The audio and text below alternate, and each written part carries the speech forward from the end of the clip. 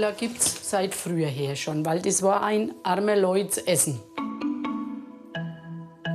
Und Hündler, die muss man mögen.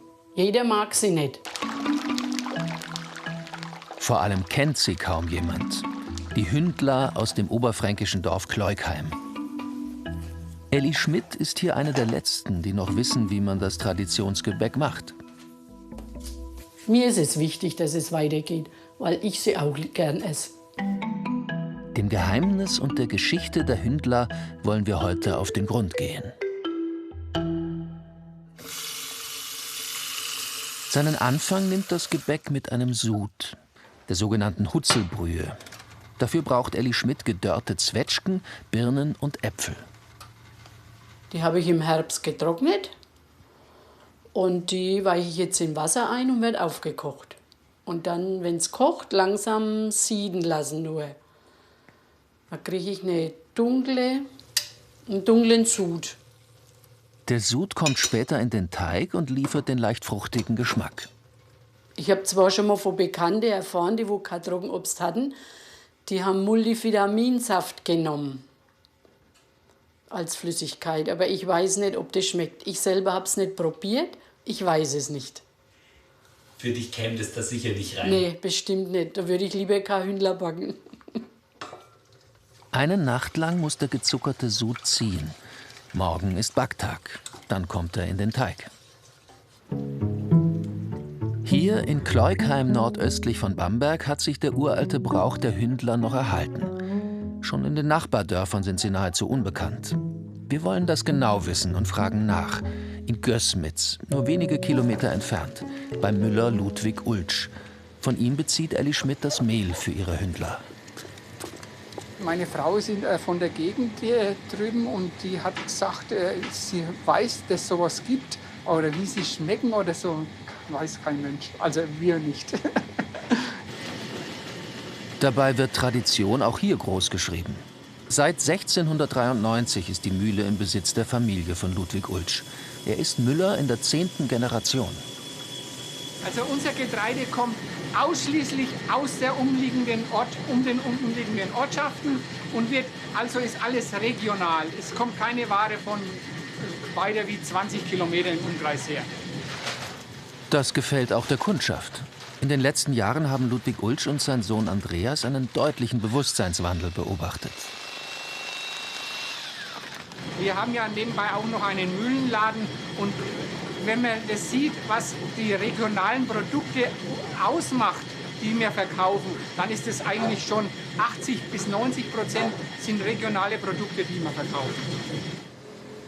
Elli Schmidt kauft ihr Mehl ausschließlich hier. Hallo, Andreas. Hallo. Also ich kriege ja mal wieder Roggenmehl und ein Weizen. Vom Weizen nehme ich wegen mehr, 2 mal 2,5 Kilo. Und vom Roggen nehme ich 2 Kilo. Zweierlei Mehl gehört in die Hündler, so will es die Tradition. Und wo ließen sich bessere Rohstoffe finden als in einer Traditionsmühle wie diese? Genau. Gut. So. Und das bin ich schon von daheim aus gewohnt. Meine Mutter hat es auch immer im Ort gekauft, wie es die Läden noch gab. Alles ist da gekauft worden. Also habe ich das weitergemacht. Und ich finde eigentlich, die Hündler werden besser. Ich habe es probiert schon mal mit günstigeren, gebe ich zu. Aber ich bin wieder zurück auf meinem alten Rezept. Ja.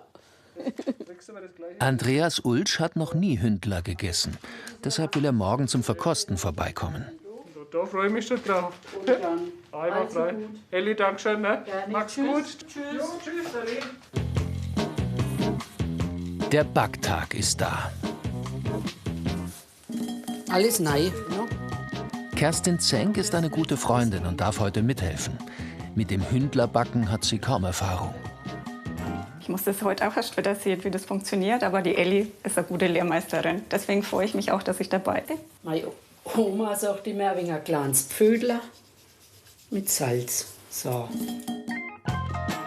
Außerdem kommen noch Milch und ein wenig Öl in den Teig, der fest und lange geknetet werden muss. Na, der wird doch schon.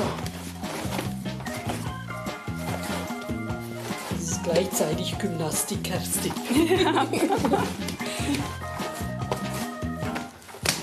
Es ist Ellis Mission, das alte Backwissen weiterzugeben.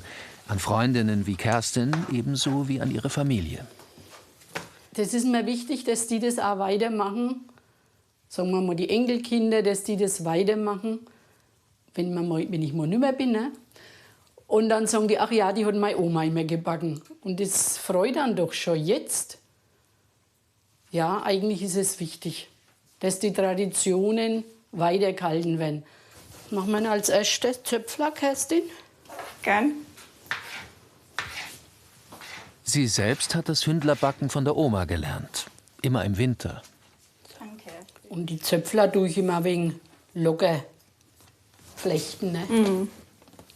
Viele Jahrzehnte Übung haben Elli zur Meisterin gemacht. Ja. In Kleukheim ist sie mittlerweile dafür bekannt und hat viele Fans, die sie mit ihrer Begeisterung ansteckt. Ja, es ist einfach der Erfahrungsschatz, den sie hat. Und es macht dann irgendwo auch ein Stück weit reicher, weil man sich einfach das in sich aufsaugt, weil man es einfach, wenn man Interesse dran hat, das auch gern macht und dann auch irgendwo selber mal weitergeben will. Und das ist das, was das Ganze ausmacht. Aus dem Teig wird nach alter Tradition auch ein zweiköpfiger Hund geformt. Ein Hündler, wie man hier sagt. Als einzige Figur wird er später nicht gegessen, sondern als symbolischer Haushüter das Jahr über aufbewahrt.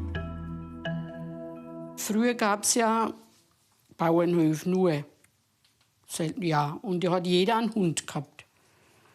Und die zwei Köpfe bedeuten, dass die Hunde aufpassen und dass sie vor hinten und vorne alles sehen. Deswegen zwei Köpfe. Ach, Kerstin, ich bring keins am. Ich bin mehr fürs Grobe, Kerstin. Deichkneten. Modellieren bist du eher dran. Ja, ich denke, der hat einfach Symbolcharakter und soll halt Schutz bieten.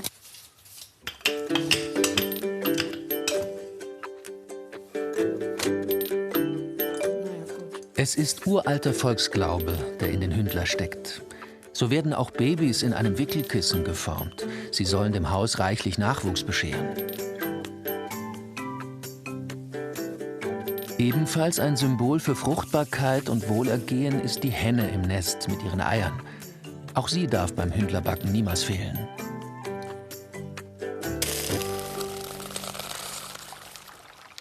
In heißem Fett werden die Stücke schließlich ausgebacken. Sie saugen sich kaum damit voll und bekommen lediglich eine dünne Kruste. Sehen doch gut aus. Na, genau. Ja. Schauen wir die Köpfe, wie schön die sind. Ja.